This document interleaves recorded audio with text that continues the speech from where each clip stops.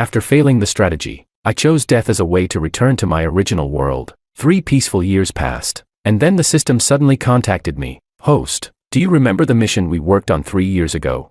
It seems that the target of your strategy has discovered the reason for your death and is about to turn dark. So we are humbly requesting you to return and help calm the person down, to put things back on track. I looked at my wife and my adorable son, torn between the two choices. Chapter 1. When the system came knocking, I was enjoying the beauty of the Mongolian grasslands. Not far away were my beautiful wife and my toddler son. Nearby tourists were saying enviously, "You're really fortunate, graduating from a prestigious university, being a middle manager at one of the top 100 companies, having a wife from a well-off family who is kind-hearted, and a healthy, lively son. If it weren't for the system's sudden reminder, I might have forgotten that I had such a past. Host, how have you been lately?"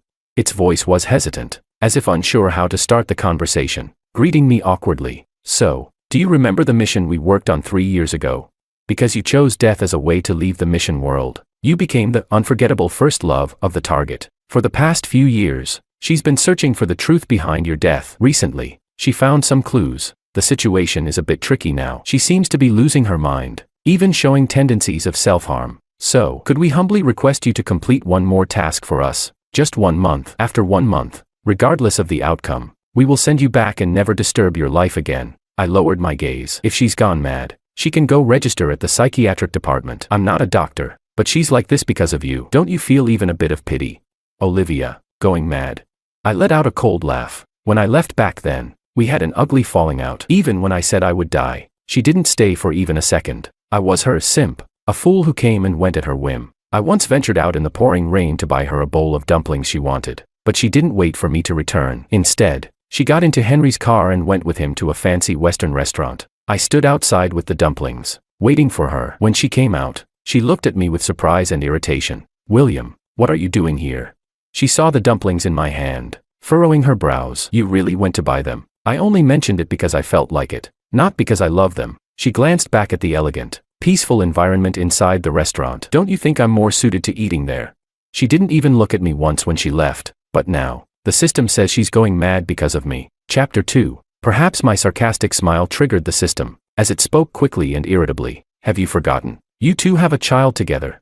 Thinking of the child, my hand instinctively clenched. Back then, while I was completing my strategy mission, Olivia was a crazed second female lead who was desperately pursuing Henry. She had grown up with Henry, and their families had even arranged an engagement ceremony for them. They were a perfect match, talented and beautiful. It all seemed so fitting. But then Roxana appeared. Henry was irresistibly drawn to Roxana, to the point where he defied his family, broke off the engagement, and gave up his inheritance to follow Roxana abroad. By the time I arrived, Olivia had already become a notorious villain, despised by everyone. It was I who slowly guided her, redeeming her bit by bit. We naturally ended up living together, planning our future. We even held a wedding and had a child together, Kevin. At that time, I looked forward to our future life, even considering staying with them forever. But when Kevin was just over a year old, Henry returned. After leaving with Roxana, Henry had been cut off from all financial support. A young master who had never lifted a finger couldn't maintain his lifestyle without backing.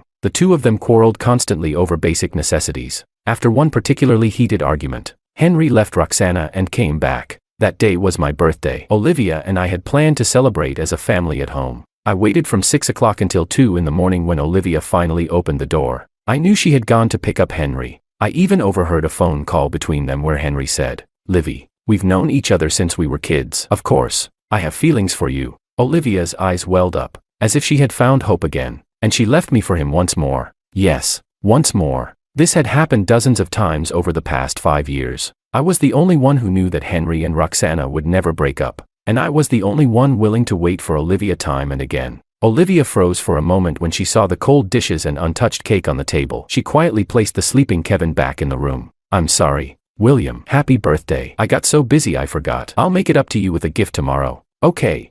No need. The birthday had long passed, and I didn't need any gifts anymore. Chapter 3. During that period, I felt like I was stuck in an endless loop. I desperately tried to be good to Olivia, just as I had in the beginning. I didn't want her to hit a dead end, nor did I want to lose her so easily. She spent every day with Henry, coming and going from the company, discussing business until late at night. One day, I couldn't stand it anymore and shouted at her, "Livy, do you even have a heart?"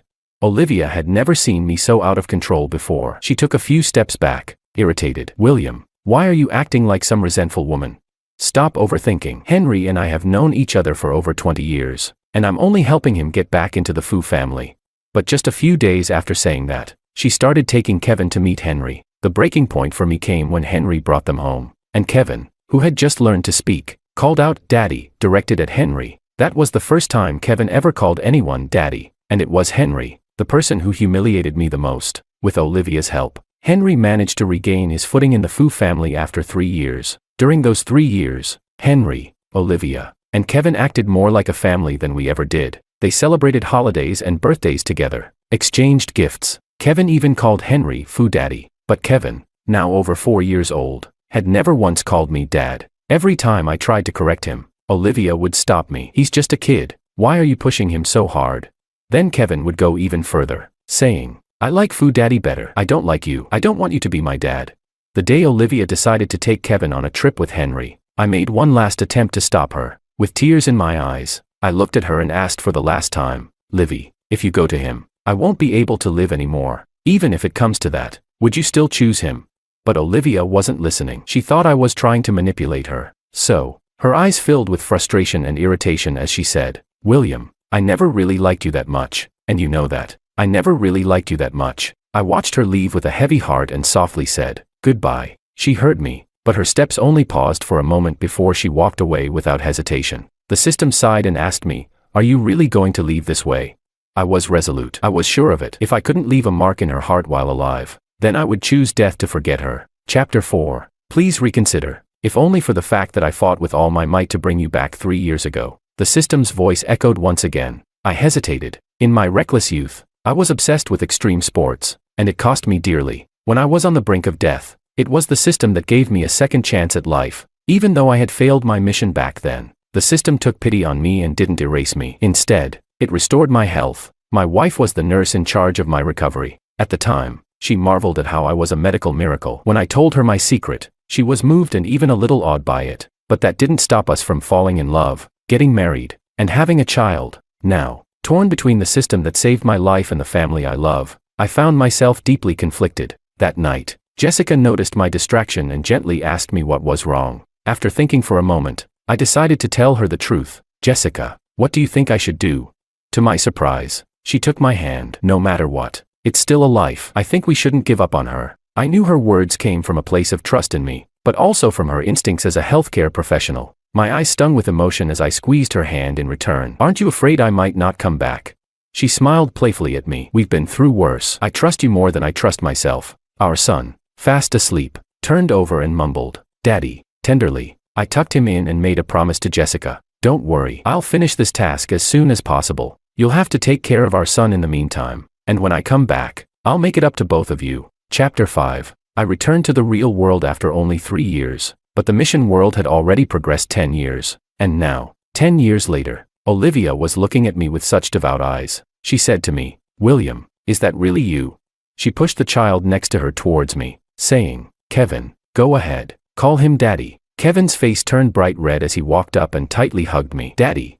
In the past, I had imagined countless times what I would feel if Kevin ever called me Daddy, but now that he did, I felt nothing but calm. I sighed and decided to tell them the truth. "Livy, from the moment you left me, I had already said my goodbyes to you. I really died. You saw the body, didn't you?"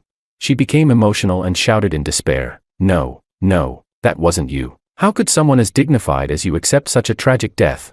Watching her emotions spiral out of control, I couldn't help but regret agreeing to the system's request. Olivia's condition was worse than I had imagined. Much worse than when Henry had abandoned her. You can think of it as a brief revival or a soul's crossing. But in any case, I will only stay here for a month. I came back to repay the system's favor. After a month, whether you accept reality or not, I won't stay. I hope you don't make things too difficult for me. Afraid that I might leave immediately, Olivia, discarding all pride, pleaded, It's okay, even just for a month. As long as you're here." Olivia brought me to where she currently lived, a spacious flat in a prime location, facing the sun on one side and the sea on the other. It was the home we had once planned together. She handed me a new set of clothes with a smile. "William, I've always kept your things at home. I never believed you were truly gone." I raised my hand to stop her. "How is Henry doing?" Back then, I chose to leave this world by dying. and the fastest way was a fatal accident. I chose a car crash. However, both the system and I miscalculated, and the person who hit me turned out to be Henry, the male protagonist. After the accident, Henry fled the scene, and the system couldn't allow its main character to become a criminal. So, under the system's influence, the Fu family used their connections to cover it up, arranging a scapegoat for Henry. 10 years later, Olivia finally uncovered the truth. I died under Henry's car 10 years ago. How strong must his mind have been to finish repairing the car and pretend nothing happened? Continuing to travel with Olivia. The system told me that over the past 10 years, Olivia used many methods to uncover the truth, even coming close to being silenced by the Fu family. And for my sake, what price did Henry have to pay after Olivia went mad and harmed herself? Chapter 6. Olivia fell silent. She couldn't answer. I knew it. The system said she had gone mad, but as soon as she saw me, she seemed better. Does that count as madness? The system said she wanted to die, but she never succeeded. Is that really wanting to die? The Fu and Su families had been intertwined for decades, their interests long bound together. Olivia might say she couldn't forgive Henry for what he did, but when the Fu family ceded 3 projects, she gave up. William, now that you're back, can't we just live a good life together? I chuckled. Looking like this, if I appeared in front of anyone else, who knows what kind of panic I might cause? Especially my parents in this world. In a month, I will leave again. They've already accepted my death and moved on with their lives. I don't want to disturb their hard-earned peace. So, I rarely went out. Sometimes at night, Olivia would beg me to accompany her and Kevin for a stroll. I couldn't bring myself to refuse, because as soon as I opened my mouth, Olivia would get agitated. She would pull at her hair like a madwoman, yelling, "You've already decided to come back. Why are you still treating me like this?" It was only in those moments that I could truly feel she was indeed unwell. She wasn't mad. She was numbing herself, as if in doing so, I could forgive her past cruelty, and now her cowardice and ambition. I wore a mask, staying half a step behind them as they walked. After a few outings, someone photographed us, and the pictures were posted online. Su family heiress spotted dating a new man, smiling shyly in public, hinting at a possible relationship. As soon as the trending topic hit, Olivia's phone almost exploded with calls. Among them was a call from Henry. "Livy, I know you're upset about me marrying Roxana, but I've already made Kevin my godson. You know Roxana's health was damaged years ago, and she's no longer able to conceive. If you agree, Kevin will become the future heir of the Fu family, so there's no need to find another man to provoke me." To prove she had no contact with Henry, Olivia put the call on speaker in front of me, but Henry's words were so suggestive. Olivia's face turned pale as she snapped, "Henry, stop talking nonsense. I stopped loving you long ago. And as for Kevin, he will never acknowledge you as his father." What did I say wrong? Wasn't it you who abandoned William, the sickly man, and even tried to kill Kevin? William probably didn't even know you were pregnant with his child when he died, did he? Henry sneered and then dropped another bombshell that shattered my worldview. He definitely wouldn't know that you had 2 abortions because you weren't sure who the father was. Shut up. Olivia's face turned white, and she screamed at Henry, "And what about you? You've been using me all along." "Yes, I used you, and you used me. We're the same type of person. Livy, break things off with that man, or I can't guarantee what I might do." Henry paused, then suddenly asked, "He's not with you, is he?"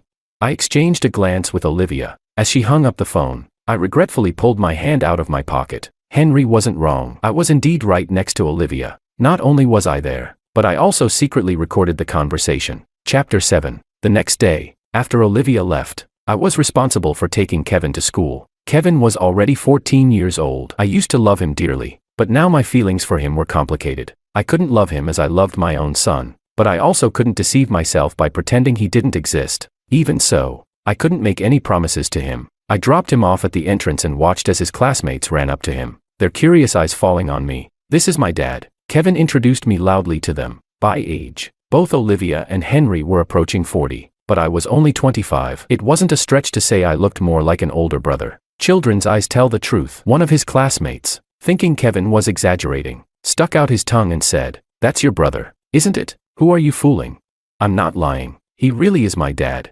I watched them safely enter the school gates before leaving, but instead of heading home, I took a detour to buy a surveillance camera. Before Olivia returned home, I had a technician discreetly install the camera in an inconspicuous spot. Knowing Henry, after discovering my existence, he wouldn't just sit back and do nothing. It wouldn't take much for him to find out that I was home almost all day. From a few vague photos, he'd conclude that I was Olivia's kept man. Then he'd wait for a moment when Olivia wasn't home to come by and provoke me. However, He moved faster than I expected. Just after I sent off the technician, the doorbell rang. I saw Henry's face on the monitor. At first, he calmly rang the bell twice. When he got no response, he frowned and pressed it a third time. By the fourth ring, he realized I was deliberately ignoring him. So he started pounding on the door, yelling, "I know you're in there. Open the door, now."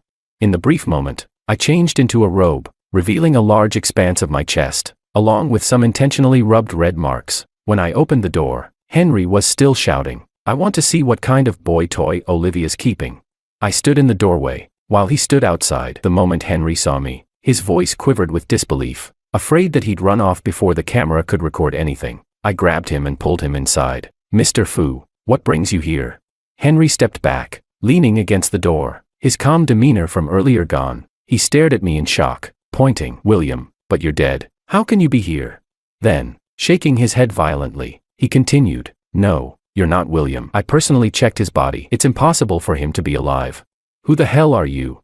Chapter 8. I am William. I am a character in everyone's game in this world. My existence is meant to redeem the wicked supporting female lead and ensure the happiness of the male and female protagonists. But Henry accidentally caused my death, turning him into an imperfect male lead. He learned to lie, became malicious, and indulged in deceit. Even now, though he knows I've returned, he's afraid, he's terrified, but he won't apologize. 10 years ago, I waited in vain for his apology. 10 years later, I have to rely on my own means to ensure he faces punishment. Yes, there's another reason I agreed to return for the system, to see if the male protagonist, who killed me, would ever pay the price for his actions. I smiled at Henry. "I'm William, from City A, a graduate of University C, and I'm 25 years old." With each sentence, Henry's face grew paler. It wasn't until I mentioned my age that he sighed with relief. Olivia really goes all out, finding a double that looks this much like him. He circled around me, clicking his tongue. If it weren't for the age, I'd almost think William had come back to life. "Oh, it seems Mr. Fu is quite fearful of this William," he snorted. "So what if I am? He died 10 years ago, right under my car." Suddenly, he caught himself and stared at me. "Even if you're not William, your existence is still a problem for me. I don't like other men touching my woman. You're only sticking around Olivia for money. I'll give you 3 million. Just stay away from her." Henry's words left me silent. I connected with the system in my mind. How is the worldview of this place still holding up? Why hasn't it collapsed yet? The system's tone was somewhat embarrassed. The writer is working overtime to come up with a redemption arc. I cleared my throat and looked down at Henry. "Don't you have too many women, Mr. Fu? As far as I know, you just got engaged to Miss Roxana last month. Roxana is my wife, and Olivia is my woman. Is there a problem with that?" I let out a soft laugh and accepted the card he handed me. "No problem, of course, but leaving takes time. In half a month, I'll disappear without a trace. You have my word." Henry's actions were like a gift in disguise. As I watched his confident figure walk away, I played with the card between my fingers. Half a month was enough time for me to use the money Henry delivered to orchestrate a grand plan. If I relied solely on legal means to punish him, he'd find plenty of ways to escape. So I had to expose his crimes and true nature to the public. With society's judgment, there'd be nowhere for him to hide. I just wonder, what expression will he have when he finds out it was all my design?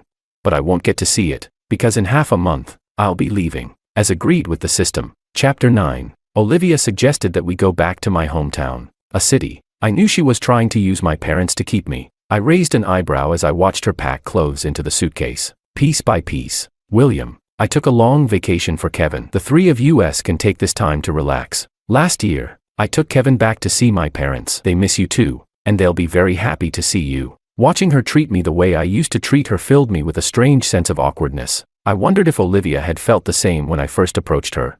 Kevin was busy running around, clearly excited. I sighed and said to Olivia, "It won't work. I have parents over there too. I wouldn't abandon my choice for either side. Besides, I now have a wife and a son. I wouldn't be moved by her or Kevin." Tears instantly welled up in her eyes. She was genuinely upset, probably crying more quickly now than she did when I died back then. "No, it can't be. William, you loved me so much. How could you marry someone else?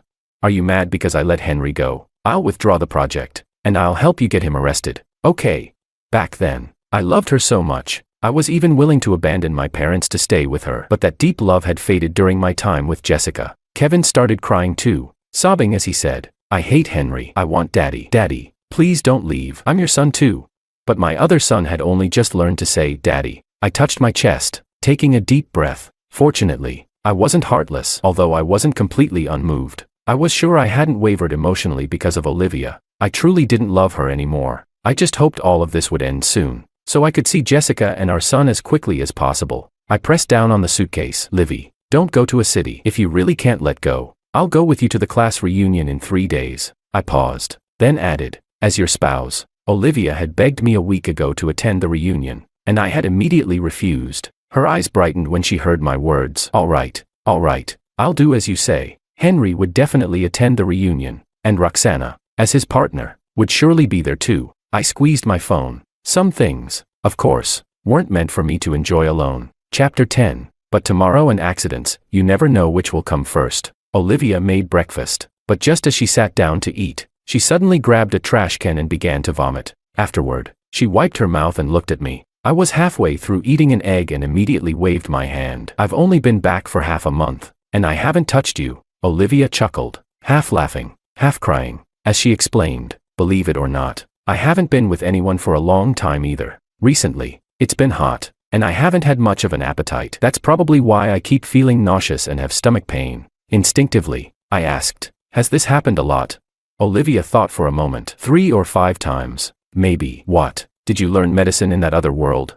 Perhaps because I had agreed to go to the reunion with her. She felt my attitude had softened, and her tone was more playful. I opened an app on my phone and swiped a few times. I booked you a checkup for tomorrow morning. Your lifestyle has been very irregular these past few years, so it's better to be safe. Still, I didn't jump to the worst conclusions. I wiped my mouth and sat on the couch, waiting for her to finish getting ready. We were late, and when we arrived at the private room, the door was slightly ajar. Inside, I overheard some of the classmates chatting. I heard Olivia is keeping a boy toy.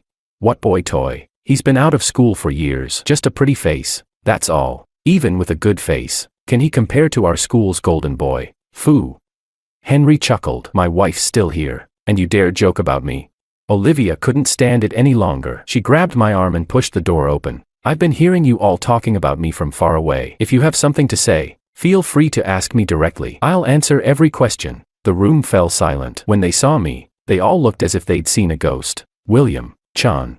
Chapter 11. Everyone's mistaken. Henry raised his glass and stood up. William died a long time ago. He died in such a gruesome way that you all probably don't know about. When he was hit by the car, his face was completely smashed. I heard that before the burial, the mortician worked non-stop for 3 days and nights just to make him look decent again. His body was in pieces. He then pointed at me. This guy here is also named William, but he's just a young man who graduated a few years ago. He's not like us middle-aged guys. He's young, so it's not surprising that he'd want to take some shortcuts. I hadn't even said anything when Olivia couldn't hold back any longer. She raised her hand and slapped Henry across the face. Henry, what right do you have to talk about William? She pulled me back to my seat, still glaring at Henry. Don't go too far. Roxana, unwilling to see Henry being humiliated and already at odds with Olivia, immediately stood up as well. Why, Miss Olivia, are you so upset because you've been exposed, or are you not used to being on the receiving end of a slap? In the past, Roxana would never have dared speak to Olivia like this, but now, as the future daughter-in-law of the Fu family, she stood tall, looking Olivia straight in the eye. Olivia had always been eccentric, with few friends. At this class reunion, not one of the 30-odd people present spoke up for her. I looked at her with a complicated expression. She awkwardly touched her hair. I did indeed do a lot of bad things in the past. Most of the people here had probably been on the receiving end of her sharp tongue at some point. I don't know if Olivia has bullied others, but I do know that we respect the dead. Oh, I forgot. Mr. Fu graduated so long ago that you must have returned all that knowledge to your teachers. Huh? And that tragic accident. How come you speak about it as if you were there? Could it be that you felt a special connection with the driver? Henry hadn't expected me to insult him after taking his money. He was stunned, pointing at me and sputtering. You. Midway through the gathering, Roxana stepped out to use the restroom, and I found an excuse to slip out as well. As we passed, I slipped a USB drive into her hand. I suggest Miss Roxana find a way to view this without Mr. Fu around. The USB contained a recording, surveillance footage, and a stack of private photos I had hired someone to take using Henry's own money. The women were all different, but the man in every picture was always Henry. Chapter 12. Olivia drank some alcohol and went straight to bed when we got home. In the middle of the night, she suddenly knocked on my door. The noise woke me, and I pounded my bed in frustration before getting up to open the door. She was nearly squatting on the floor, clutching her abdomen, and looking up at me pitifully. William, it hurts so much. I took her to the hospital. After an ultrasound, The doctor, with a grim expression, ordered a CT scan and several blood tests, all marked urgent. 3 hours later, Olivia was hooked up to N4, and the doctor called me aside. The results are in. It's liver cancer. Preliminary diagnosis, mid-stage. There's a chance it could be cured. Through the small window of the door, I looked at the sleeping Olivia, unable to believe it. Doctor, she's not even 40, the doctor sighed. Is it so rare for someone that age to get sick these days? He shook his head and left. By the time Olivia's 4 was finished, it was already past 8 in the morning. The nurse had just removed the needle when she tried to get out of bed. Kevin is home alone. I stopped her. I asked your mother to go over. Then I'll go to the office. I didn't let go. I asked your father to go there. She stopped moving and sat back down on the bed. Am I going to die? Not necessarily. Mid-stage liver cancer. If you cooperate with the treatment, there's a chance of a cure. She let out a bitter laugh. So this is my karma finally catching up with me. She initially tried to put on a brave face, but soon broke down and began crying uncontrollably. Why is this happening? I'm only in my 30s, and Kevin is still so young. I didn't know how to comfort her, so I just patted her on the shoulder. I told you, you're not going to die yet. Wasn't she the one who wanted to die for me just half a month ago? It seems that when death is really knocking, no one can suppress their fear. William, could you stay with me a little longer? I frowned and sighed deeply. What could I do? I was being emotionally blackmailed. On Olivia's 5th day in the hospital, Henry and Roxana came to visit. While Henry was talking to Olivia, Roxana signaled for me to step outside. Mr. Chan, how much do you want for the negatives? I stood across from her, stunned. I couldn't believe that after seeing all those damning videos and photos, her first thought wasn't to leave him, but to cover it up. You're actually going to forgive him? Roxana's face looked sallow, and she seemed utterly exhausted. What choice do I have? I lost 2 children abroad because I didn't know better, and now my body isn't the same. Henry's right. I may never be able to have children. If I leave him, how am I supposed to live? How to live? Any other life would be better than spending it with a scumbag like him, especially considering he's a murderer. I closed my eyes briefly. If you leave now, Henry might still be generous enough to give you money to support your future, but if you don't go, you'll end up with nothing, because I'm not going to destroy the evidence. Chapter 13. Not only did I not destroy the evidence, but I also found the men who took the fall for Henry and was placed under medical parole years ago. He didn't recognize me, so he didn't know who I was. This man spent 3 years in prison and then 7 years in the hospital. Who knows how much longer he'll be stuck here. This hospital feels more like a prison to him than any actual jail. He was eager to vent his frustrations, and with a little nudge from me, he said a lot of things he probably shouldn't have. For example, clenching his fists and staring out the window, he said, the Fu family promised me that after my medical parole, they'd find a way to get me out, but they went back on their word. Of course, they did. For the Fu family, a man stuck in a hospital is far safer than one out in the world who might cause trouble at any time. If they hadn't feared him running his mouth in prison, they wouldn't have bothered pulling him out at all. Mr. Paul, do you know that the person responsible for the accident now runs the Fu Corporation? He's worth billions. Do you think he's ever come back to thank his savior? Paul's face turned even angrier. He's only where he is today because of me. If he's worth billions, shouldn't I get at least half of that? I chuckled at Paul's ignorance and absurd ideas. So, do you want to overturn the case? I know you have evidence. Paul hesitated. He did have evidence, but he hadn't overturned the case because he feared the Fu family. He was scared they'd make him disappear before he ever made it to court. I placed a photo in front of him. It was a picture of me from 10 years ago. You don't recognize me because you weren't the one behind the wheel that day. If you were, you'd have figured it out by now. I'm William, the one who died in that car crash all those years ago. Chapter 14. On the day Paul retracted his confession, only 2 days remained until the 1-month agreement. I contacted the Fu family's rivals and sent them all the recordings and videos I had. Without any further action on my part, the negative news about the Fu family spread like wildfire across the internet. At the same time, Paul sat in front of the courthouse, surrounded by 8 bodyguards I had hired for him. He started a live stream, revealing the truth from back then, and played the recordings of Fu's mother contacting him. Standing in front of the camera, he made sure to capture the words justice and fairness in the frame. He said, I'm about to go in now. The Fu family may have the power to cover everything up, but I still believe in the law. If all this is not enough to convict Henry, I ask all netizens to bear witness for me. The Fu family is the biggest cancer in Sea City. While I watched the live stream from the hospital, Olivia was awake. She had just undergone surgery and was now entering the radiotherapy phase. Looking listless. Was it you? She asked. I hesitated for a moment, then turned my gaze to her and smiled. He did it on his own. The Fu family's stocks plummeted, and the Su family also suffered greatly, but Olivia didn't seem to care anymore. Kevin came to the hospital too. When he learned that Olivia was sick, his eyes reddened. As I went out to get some water, Kevin tugged at the corner of my clothes. "Dad, can you stay?" I turned my head to look at him, squatted down, and explained seriously, "Kevin, technically, we've only known each other as father and son for a little over 20 days. Just as you didn't recognize me as your father when you were younger, I also can't fully accept you as my child, because my child is waiting for me at home." I didn't know when Olivia had appeared behind us, but she had overheard those words. She didn't say anything, forcing a smile. "Let's go back inside." At night, Kevin slept in the adjacent room while I lay on the sofa. The door to Olivia's hospital room was left open. Just as I was about to fall asleep, I suddenly heard her voice. "Are you leaving the day after tomorrow?" I responded softly with a Then I heard her sigh. "William, do you hate me?" I sat up and asked myself if I hated Olivia. It seemed like I should, but strangely, I didn't, because I no longer loved her. "Livy, your illness is still in its middle stage, and the Sue family has the resources to provide you with the best medical care. If you cooperate with the treatment, your chances of recovery are quite high. Kevin needs you to take care of him too." She didn't speak again. I lay back down, preparing to rest, but then I heard her suppressed sobs. "William, I'm so scared. Could you please not leave?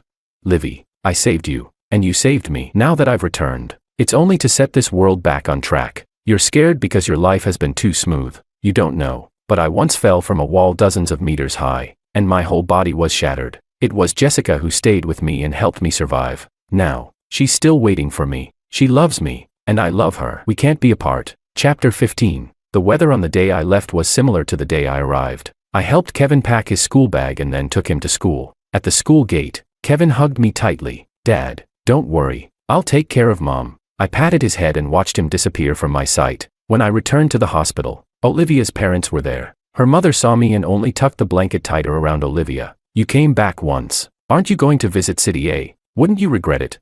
I shook my head. "They're at peace now." Olivia sat up halfway, looked at me for a long time, then forced a smile. "William, you should go. Be happy in the future." "I will. You too." When I returned to my own world, it was the middle of the night. I gently opened the door, and Jessica was holding our son, both sound asleep, ignoring the need to shower. I climbed into bed and embraced them. Jessica murmured softly, "You're back." "Huh." I squeezed her hand. So calm, sleeping so soundly. "Were you not afraid I wouldn't come back?" Jessica turned to face me, kissing my nose and chin. "But you did come back, didn't you?" "I believe in you." My eyes moistened. A warm light, a bed, and the three of us tightly embraced. The night my wife didn't come home, I disappeared. She went to see her first love and refused to take my calls. I texted her, pleading, "Don't do anything reckless, or I might die." Instead, she deactivated all my game accounts and threatened me, still sulking. If you don't come back soon, I'll dump your beloved husky too." I was frantic, but powerless, because the quest had failed, and the system had already erased me, completely. Not even a trace left. Chapter 01. My wife's first love came back to the country, and I tried my best to keep her from seeing the news, but she still secretly went to meet him, leaving me a message. "We're just ordinary friends now. Don't misunderstand." I paced back and forth in the living room, uneasy. My heart felt sour and stifled. One true love for a lifetime was the task given by the quest system. If my wife betrayed our marriage, I would be completely erased. At that moment, I chose to trust her. After all, I had faith in our relationship. Halfway through the evening, I couldn't resist calling her. She was drunk, her voice even a little tender. "Honey, don't come pick me up. I know my way home. Don't worry. See you soon." I didn't know where they were having dinner, so I decided to drive around looking for her. I called countless times, all rejected. Then eventually her phone was turned off. At that moment, my heart was in turmoil. "All right," I panicked. I kept texting her, "If you can't let him go, we can get divorced. Please don't do anything to hurt me. I will die. I really will."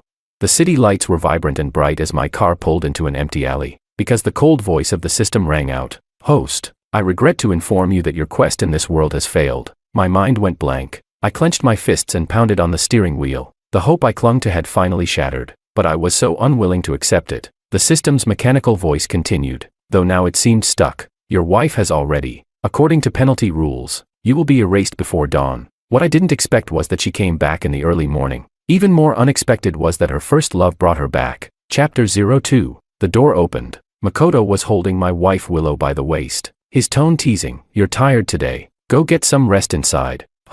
My heart twisted painfully, anger bubbling to the point of losing my sanity. I stood up from the sofa. turned on the living room light, and confronted them directly. Willow, didn't you already sleep enough? What else do you need to sleep for? She froze for a moment, straightened up, and her face turned cold. George, why are you yelling? I drank a bit too much today. That's why Makoto brought me back. Even if he drove around the whole city, it wouldn't have taken 3 hours. Besides, arguing about this with her was pointless. Seeing my grim expression, she got angry and questioned me. Since when did you become so jealous? Doubting your own wife. Makoto leaned lazily against the door, squinting as he enjoyed our argument. I grabbed a vase from the table and hurled it at her. He was the one who left you to go abroad back then. Did you forget? You've been married to me for so many years. Did you forget that too? But I couldn't go through with it. The vase veered off, shattering on the floor near her. The burst of glass shards seemed to snap her back to clarity, and she stammered, I really drank too much tonight, and Makoto is leaving for good this time, staying abroad for his career, and besides, we've both moved on. If you really cared about my past with him, you shouldn't have married me in the first place. Why are you acting like a lunatic now? After hearing that, I let out a soft laugh. I pulled out a cigarette and put it in my mouth, mocking myself. Stop pretending. Admit what you've done. The smoke drifted towards Willow's face, and she frowned. Admit what? Makoto endured so much hardship alone abroad. What did he do wrong? Can you just leave him alone now? I'm begging you. I shrugged. I won't. After all, you won't be seeing me again anyway. Makoto laughed, his lips curving in mockery. Take your time talking. I'm leaving now. The door closed. Willow's expression softened. She stepped forward, wrapping her arms around my neck, lifting on tiptoe to touch her nose to mine. Honey, still jealous? Relax. You're the one I love most. I lifted her soft body in my arms. Her warm breath on my neck stirred feelings of heat, but thinking of what she'd done with her first love, I let go of her. She fell to the ground with a thud. I wiped where she'd touched my face with disgust. You're filthy, and didn't forget to spit on the ground. She froze, the pain even making her forget to cry. After a long while, she got up, stormed out in anger, slamming the door. George, you humiliated me today. You better not regret it. If it wasn't for you throwing money to force Makoto to go abroad, I would have married him long ago. I never would have chosen you. Chapter 3. Back then, my wife Willow was the dream goddess of all the boys in school. Her stunningly beautiful face didn't need any makeup at all. Any elective class that Willow took was always packed, with people even crowding outside the classroom. I was among them too. Everyone knew she wouldn't say more than a word to anyone except Makoto. You like her too? Makoto approached me back then and handed me a card. Give me enough money to go abroad for research, and I'll give her to you. He just handed her over. Despite being my rival, without hesitation, I wired the money and sent away my biggest competitor. The system for my conquest mission started when I fell in love with Willow at first sight. The first mission was simply to marry her. I didn't feel any pressure at all. In fact, I was thrilled. After all, I truly liked her. With Makoto gone, I finally managed to win her over through persistent effort. When Willow agreed to marry me, she said, when there's a rainbow in the sky, I want to take a picture for you. When I hear a good song, I want to sing it to you. When I'm sad, I hope you understand me. I want to share all the good things with you. And if you respond slowly, I start worrying that you don't care about me anymore. I hate that instability. So George, let's get married. I will never forget how fast my heart was racing that day, and the delightful notification from the system that I had completed my mission. But I didn't expect there to be a second conquest mission. One love, one life, forever. If your partner betrays you, the system will eliminate you. At first, I thought the system was testing me. After all, there are so many temptations in society. Until I saw Makoto's chat pinned at the top of my wife's friend list, I panicked. She always tried to soothe me with her actions. Thunder rumbled outside, the sky dark with rolling clouds. She looked at me with hazy eyes in my arms. The air grew hot and suggestive. I told her earnestly and seriously, if one day you no longer love me and want a divorce, I will agree. But please, don't betray me, otherwise, I will die. She laughed, vowing, honey, I'm not that kind of person. Now, it seems like a joke. Do I regret it? Yes, I should have divorced her the day I found out she still had feelings for Makoto. Even if I had married a comatose person, I wouldn't be facing death like this. My painstakingly built company, all that money in the bank, my gaming buddies in my account, even the limited edition figures, autographed footballs, and rare sneakers I spent millions on. Once dawn breaks, I'll never see any of it again. My phone rang. It was an unknown number. George, it's Makoto. Heh, she came to find me again. You're pathetic. Can't even hold on to what's handed to you. Chapter 4. Take me to the hotel. Makoto deliberately didn't hang up. It was Willow who got in his car. Willow, why do you look like that? Didn't you say you were definitely going home? He's like a mad dog. I don't want to talk about him. I'm tired, and I don't want to see him for now. Makoto chuckled. But back then, when you emailed me saying you were going to marry him, you were determined. Now that you regret it, maybe it's time to reconsider who's by your side. After all, I'm your first love. Haven't you missed me all these years? Willow's voice softened. All right, Makoto, stop it. The call cut off. I slouched, the ashtray overflowing with cigarette butts, about to leave soon. I took out my phone and called my sworn brother. He picked up, sounding groggy. It's so early. Waking up this early makes me feel like my soul's scattered. He grew up with me. Our bond was closer than gold. I intended to give him my last instructions, but just hearing his voice oddly calmed my emotions. Willow cheated on me. I'm going to die. He didn't understand and even raised his voice. There's no way she cheated. Not even a donkey would believe it. She doesn't even look at other men except for you. Makoto is back. All right, get a divorce. Immediately. You've got money. You're good looking. What woman couldn't you get? If you don't love her, she's worth nothing. I stayed silent, not responding, and began telling him my bank card passwords. Before marriage, Willow wanted to prove she wasn't marrying me for money, so we signed a prenuptial agreement. That's fine. If I'm gone, I'd rather donate the money than let her have it. My brother got scared, his voice panicking. George, what are you thinking? Don't do this. I'm coming back to drink with you. We'll drink ourselves to death. There's no obstacle in life that you can't get over. It's just a woman. Divorce her. Torment her. Make her regret it. Everyone loves a good regretful love story these days. Hang in there, brother. Listen, I rode my bike all day today, and the ball is chafed. I can't even shower. Isn't that hilarious? Think of your bank account. You could go stare at the sea in the Maldives, feed pigeons in London, go diving in Australia, travel the world to heal. All that freedom. If I broke up, all I could say is, tired. Oh well, life goes on. You're blessed. Don't take it for granted. As he kept talking, he started crying, because he knew I'd never joke about something like this. Willow was the only one who didn't know. Even though I'd told her again and again, I lost the bet, and I deserve it. I printed the divorce papers, signed them, and prepared to hand them to Willow. My last wish was to divorce her. She wasn't asleep yet and responded quickly. George, are you serious? Sunlight streamed in from outside, weak and pale. My body began to grow transparent, light, drifting upward. So this is what death looks like. Willow, if it weren't for being erased by the system, I definitely wouldn't let you get away with it. Chapter 5. It turned out that the one Willow truly loved was Makoto. No matter what he said, she would never refuse him. The very next day, she went with him to Sanya for a vacation, staying at a luxury hotel and enjoying a private beach dinner. They had a great time during their few days off. Only when the plane landed did she remember that I was still at home. So she texted me, asking me to pick her up. She stood there waiting for 2 hours before heading home herself. Too bad. The house was empty. Willow opened the study door. All my belongings were still there. Even my clothes in the wardrobe. She breathed a sigh of relief and called my assistant. Tell George to answer the phone. The assistant was silent for a moment. Mr. Wang hasn't been to the office for days. Willow's face darkened, and she went straight to the property management office to check the surveillance. The manager looked grave, full of concern. His car hasn't moved from the garage. He hasn't been seen in the elevator, and he's not at home. He's just disappeared into thin air. Chapter 6. I had vanished. Willow didn't call the police. She deleted all my game accounts and sent my husky to a pet shop. She smashed my entire collection of figures. She sent me a threatening text, still sulking. Then I'll have to send all your figures and autographs to the recycling center. I floated in the air. If heartbreak made a sound, it would have deafened me. Makoto pushed open the study door, walked forward a few steps, and naturally put his arm around Willow's shoulder. Willow, is he still acting like a child? Then forget about him. It gives us a chance to be together, and you know I'll be going abroad soon. Willow pulled away from him, picking up her phone and looking at it repeatedly. It was as if she didn't hear Makoto. Makoto's face darkened, and he hugged her again, his head buried in her neck. Willow, I've helped look for him for a long time too, and I'm tired. Willow frowned, pushing him away. If you're tired, go back to the hotel. I'm going out to look for him again. Look tomorrow. It's already midnight, and I'm worried seeing you like this. No matter how Makoto tried to persuade her, she still grabbed her bag and headed out. He stood there, touching his nose with a wry expression. I followed Willow into the elevator, and she kept texting me nonstop. George, what do you want?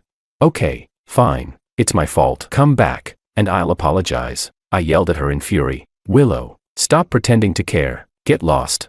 I trusted you, and yet you still got back with him. What am I to you? I told you I'd die, but you wouldn't believe me. I should have divorced you long ago. She couldn't hear me. Speeding down the road. I didn't even have a body. I refuse to believe she'll find me. She pulled over on a bridge, turning on her hazard lights and stepping out by the railing. My heart skipped a beat. Willow, what are you trying to do? She simply took off her wedding ring, pouting. Honey, how long are you going to hide? Stop sulking. Okay, if you don't come out now, I'm throwing this ring away. Still no reply. She waited for a long time, and soon cars started stopping on the bridge, people urging her not to do anything foolish. Suddenly, her phone rang. Willow, stop looking. I have news about George. Willow rushed over, and Makoto threw a pile of photos on the table. George went on vacation with this actress. Chapter 7. The actress's name is Anna. George spent a lot of money promoting her, and they've gotten very close. Paparazzi caught them together quite a bit. There are also transaction records. I think he's trying to use this to bring up divorce. Makoto's tone was full of certainty. I cursed in anger. Bullshit. You're really making up stories for me. Willow quietly looked through the photos, one by one, her face full of sadness. Makoto, go back to the hotel. He hesitated, setting down his wine glass. I want to stay with you. I know you have feelings for me. The door is that way. Her pretty brows furrowed, her voice ice cold. I'd never seen her treat Makoto this way. Makoto stood up in a panic, deliberately stepping barefoot on the shards of broken glass. Blood quickly seeped out. He clicked his tongue but slowly opened the door. He was betting on whether Willow would let him stay. Sure enough, a flash of concern crossed Willow's face. Fine, go sleep in the guest room, but remember to apply some medicine. She really is a fool, didn't even think about how Makoto got those photos and so-called evidence. He'd been abroad for years, yet had this kind of scoop. Makoto came out of the bathroom, wrapped only in a towel around his waist. Willow, where's the shampoo? Can you grab it for me? Chapter 8. Willow stood up without much thought, opening the bathroom cabinet. What's this? Makoto quickly grabbed an unopened box with a meaningful look. Shouldn't this be in the bedroom? Willow's expression changed. He bought it. He hid it there on purpose. I just wanted to have a child. How is that hiding?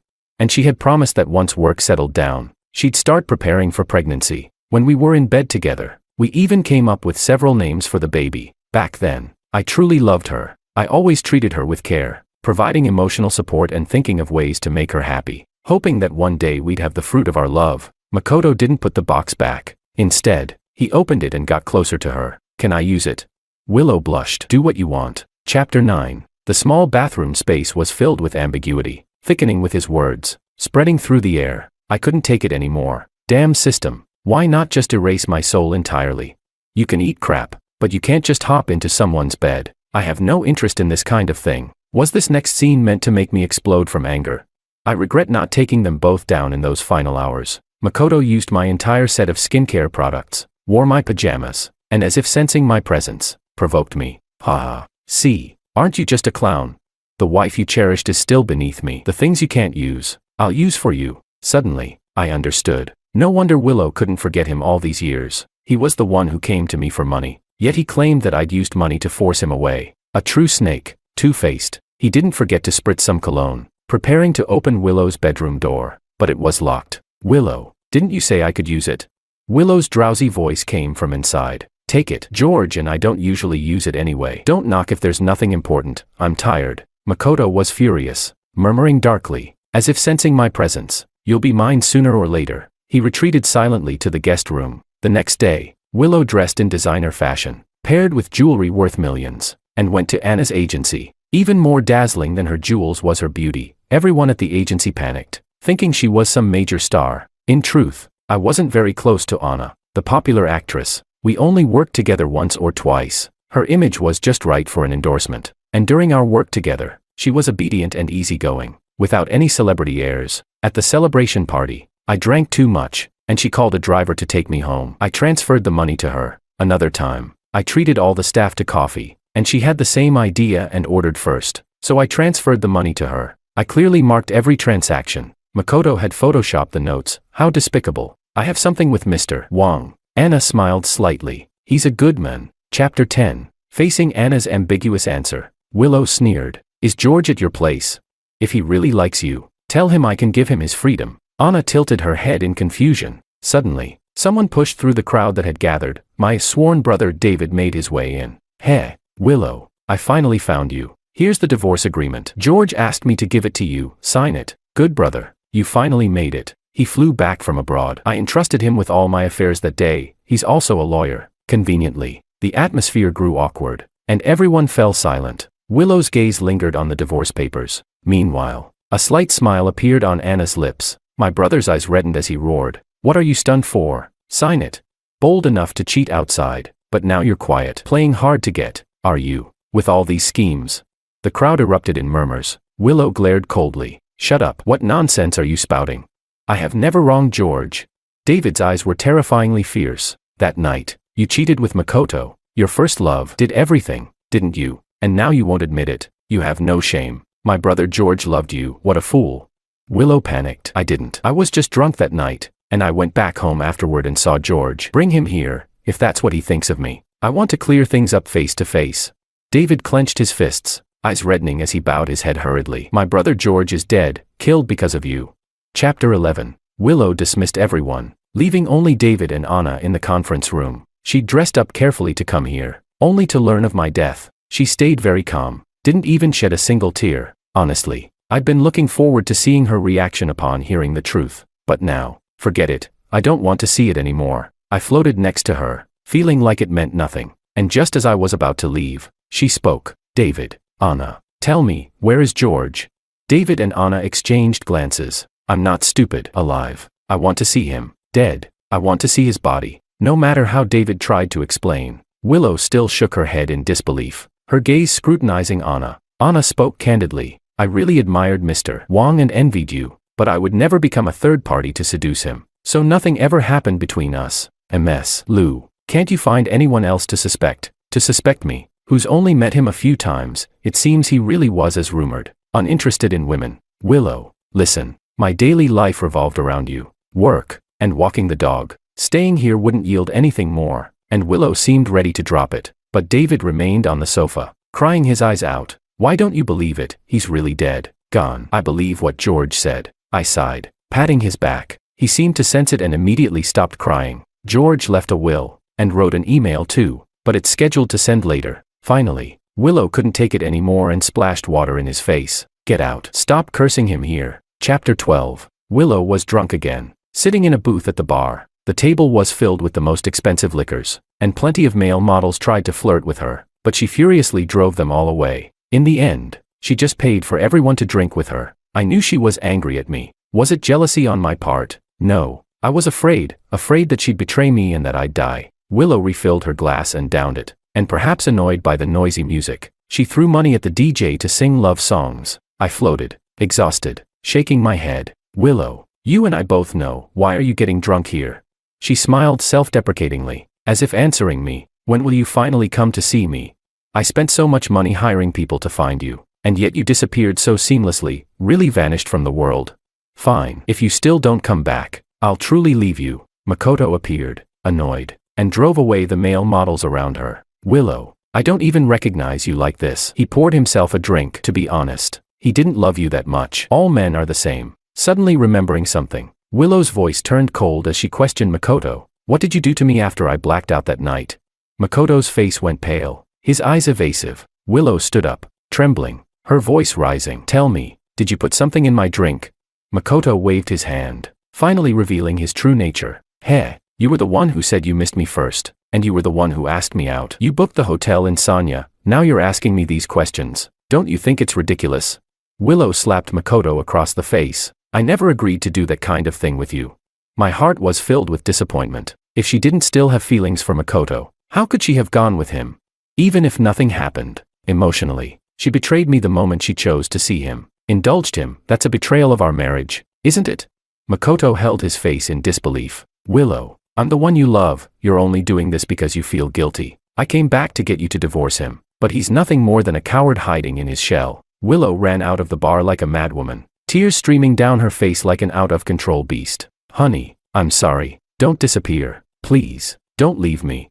She ran back to our home, desperately searching for any trace of me. There was nothing at all. In the early morning, her phone notified her of a message. It was my scheduled email. Take care of my dog. I've left this world. If there's a next life, I hope to never meet you again. Willow couldn't help but scream, breaking down completely. No way. People can't just disappear without a trace. I don't believe it. I don't believe it. Chapter 13. David entered after typing in the password, and seeing Willow sobbing uncontrollably, he snorted in disgust. He had already brought my husky back. The dog now followed behind him, wagging its tail enthusiastically. Actually, Willow and I found this husky on the side of the road. Back then, flies were already circling its body. It looked barely alive, on the brink of death. When it saw someone approaching, it struggled to stand but couldn't, only managing to wag its tail slightly. That sight deeply moved me. I decided to take it to the hospital, no matter the cost. I would save it. And it pulled through, thankfully. I think it knew that I saved it, which is why it was always particularly attached to me.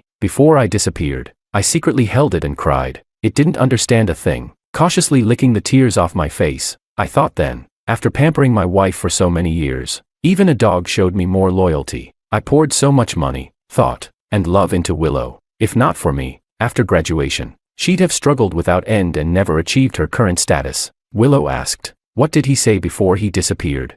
David replied with a stern face. He said he was bound to some kind of system, and if you betrayed him, he would be erased by it. Willow, he stayed by your side, risking death. How could you treat him like this? Don't worry. In terms of property division, you won't get a penny. Everything in the house has been entrusted to me to move out, including the dog. Whether you believe it or not is irrelevant to me. I believe him. If he left a message asking me to take you all down, I wouldn't hesitate for a second. Honestly, I'm sick of all this, flying back just to deal with this crap, while you went off to bother Anna. Truly insane. Willow covered her face with both hands, trying to suppress her sobs. I knew, at that moment, she believed it. If it were just out of spite, I wouldn't have disappeared for so long, or gone to such lengths. The moving company came, and as they started packing through the night, Willow tried to pet the husky's head. Suddenly, the husky lifted its leg and urinated. I couldn't help but clap in approval. Tears rolled down her cheeks again. Even you don't want to be with me.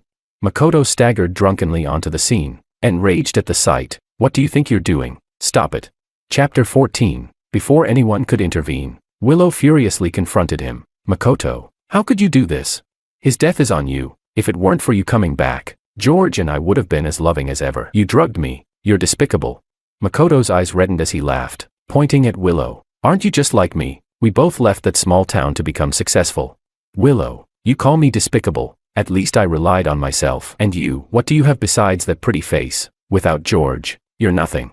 Yes, I'll tell you the truth. I came back just for you. I sold you off to him all those years ago for money. And ever since then, I've wanted to know what you were like. Whether you were worth that million.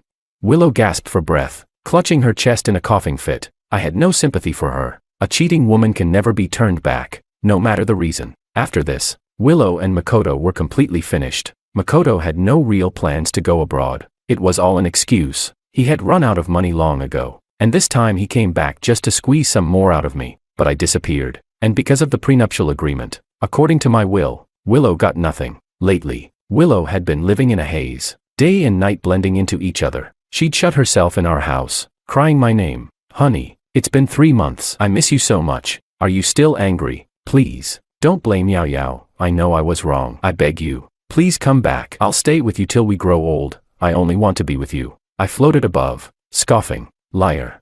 Watching her torment herself, I didn't feel the pain I used to. There was even a sense of satisfaction. Just when I thought she'd sink into depression because of this, she reached out to Makoto again. A leopard never changes its spots. Chapter 15. Makoto hadn't accomplished much abroad and had ended up finding a job in a small company. His previous image was all a facade. Now that Willow had decided to reach out to him again, he was overjoyed and even bought a bouquet of flowers. Willow, you don't know how happy I was to get your call. I'm so glad you came around.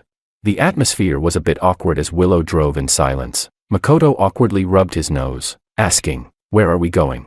"To see the ocean." Makoto beamed, nodding. "Great. I love the ocean. Do you remember our trip to Sanya not long ago? The sunset at the beach with you in front of it. It took my breath away." But as the car sped up, Makoto sensed something was wrong. "Willow, slow down. We're going over 140. This is dangerous." Willow frowned, her expression cold. "You understand danger, you scumbag." Then she stomped on the gas, accelerating. Makoto, panicking, tried to grab the wheel. "Stop. Stop the car. Are you crazy? When I kissed you, you didn't resist. Please don't do anything foolish. Be with me, like before. I promise I'll love you well. I'm begging you. Stop the car. We'll die. I'm sorry. I apologize. I'll call you my sister. I'll call you my mom if you want." Willow leaned down and bit Makoto's hand on the wheel. He cried out in pain, and in the moment his hand pulled back. The car swerved. The car sped uncontrollably into the guardrail. hurtling towards the ocean. It rolled over several times midair before landing upside down on the rocks, the sound of the crash deafening. The car's speed was so great that my soul was thrown out. By the time I caught up, all the airbags had deployed, gasoline was everywhere, and flames licked at the wreckage. Makoto had already passed out, bleeding, but Willow was still conscious. She pulled out her phone, not to call for help, but to stare at the lock screen photo of us. Even though there was space for her to crawl out, she seemed to have given up on surviving. I sighed. I never imagined she'd do this. She could have continued living her life. Why?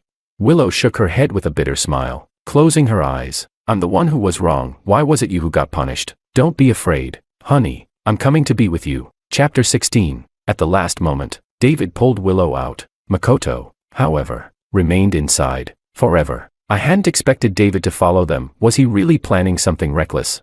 It wasn't worth it. Willow was rushed to emergency surgery. Afterward, the doctor's face showed regret. Her legs couldn't be saved, and she'd have to spend the rest of her life in a wheelchair. I wondered what her expression would be when she woke up. David stayed by her side, waiting for her to wake up. He even kept an eye on her pulse and heart rate, raising alarms in the hospital at the slightest fluctuation. 3 days later, Willow finally woke up. To my utter shock, David quickly pulled out the divorce agreement from his bag, stuffing a pen into her hand. Sign it. My brother George's last wish was to divorce you. If you love him, let him go.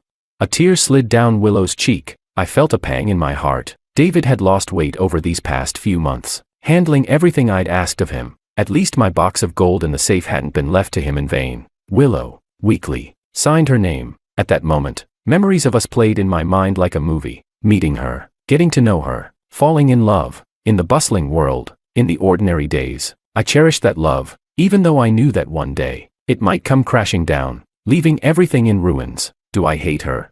The shameful betrayal is permanently etched on me. Without the destructive task from the system, I would have gone mad with revenge against them. But seeing her in so much pain, I softened again. Why must it take losing something to realize how deep the love was? Chapter 17. After Willow was discharged, David took her to a rehabilitation center. Whether she would stand again depended on her own determination. But for all David had done, I was still very grateful. He said death would be too easy. It was better for her to keep reliving her regrets. David brought my husky and returned to my house, solemnly laying out some documents on the table, including the divorce papers and a power of attorney. He gritted his teeth, pressed my seal onto them, and took a deep breath. Brother George, remember how we used to play games together?